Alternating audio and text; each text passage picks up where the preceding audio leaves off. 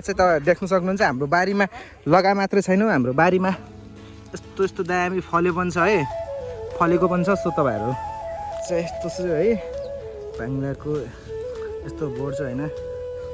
लगेर जान सक्नु उहाँलाई मेदीमा गएर 45,000 रुपैयाँ उहाँले कमाउनु भयो हैन कति यत्रो 50 वर्षको एजमा पनि मेदीमा गएर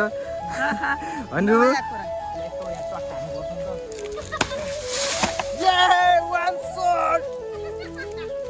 फेरि न दबाई हालेको न के हालेको होइन आफ्नै करिसाबारीमा कस्तो हुनेछ है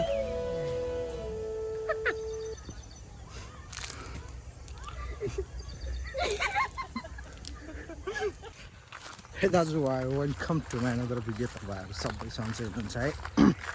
आउँदै गरेको नयाँ सालको लागि ह्याप्पी न्यू इयर सो म आज चाहिँ गइरहेको छु बारीमा है बारीमा गइरहेको छु सो तपाईँहरूले देखाउँछ आज हाम्रो बारीमा के छ भनेर होइन तपाईँहरूलाई म देखाउन गइरहेको छु हामीले के लगाएको छु हामीहरूको बारीमा के छ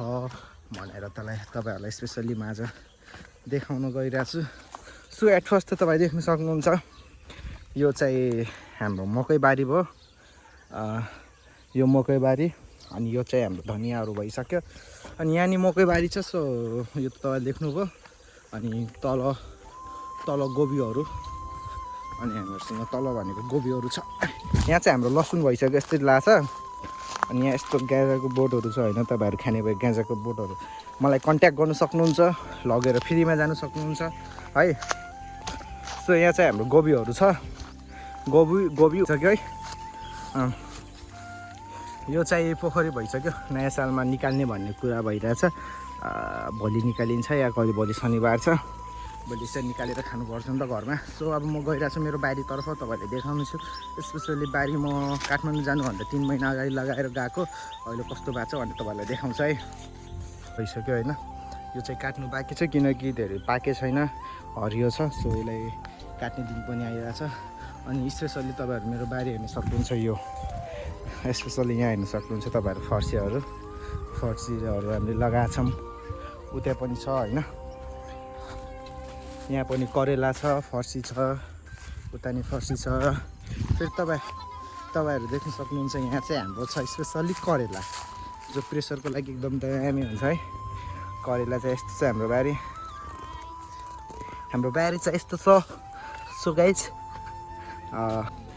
यस्तो दामी फल्यो पनि छ है फलेको पनि छ सो तपाईँहरू दामी तरिकाले हाम्रो यहाँ फल्यो पनि छ चाह्यो भनेपछि अर्डरहरू मलाई ट्यागको कन्ट्याक्टमा करेलाहरू काँक्राहरू फलिसक्यो होइन सबै करेलाहरू हेर्नु है आफ्नै करिसा बारीमा फलेको काँक्रा लौका फर्सी होइन अर्ग्यानिक होइन तपाईँहरू देख्न सक्नुहुन्छ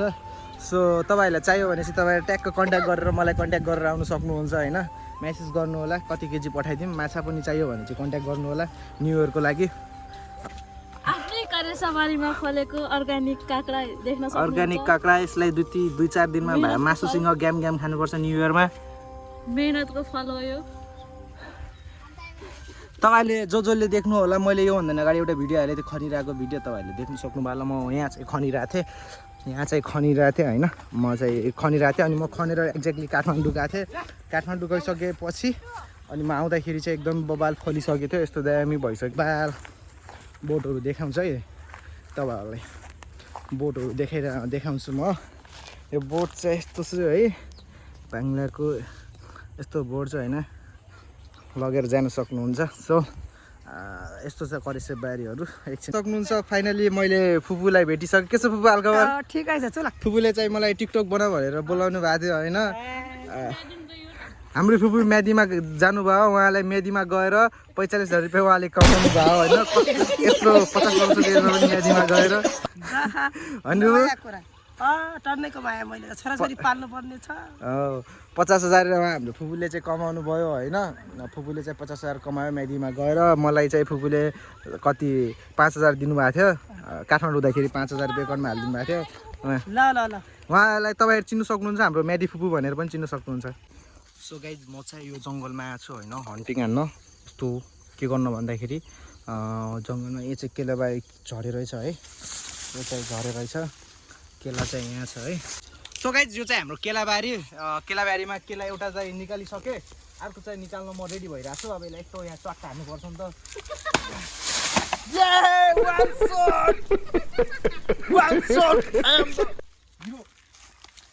गाइज यो चाहिँ बेलुकाको बेला आफ्नै करेसाबारीमा फलेको केला चाहिँ म खान गइरहेको छु यो चाहिँ हाम्रो आफ्नै करेसाबारीमा फलेको केला एकदम मिठो मिठो होइन अर्ग्यानिक फेरि न दबाई हालेको न के हालेको होइन आफ्नै करेसाबारीमा कस्तो हुनेछ है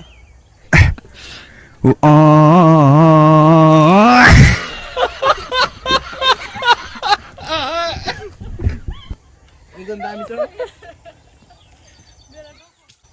करेसाबारीमा फलेको दामी छ सो वैदेशिक जीवन होइन आफ्नो स्वदेशिक जीवन जिउन सिकौँ कृषि उत्पादन गरौँ र उत्पादन गरेको चिजलाई सदुपयोग गरेर यसरी खाऊँ यही भन्न चाहन्छु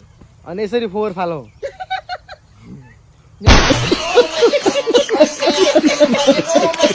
होइन यो चाहिँ मेरो घरको ब्याक एरियाको साइडतिर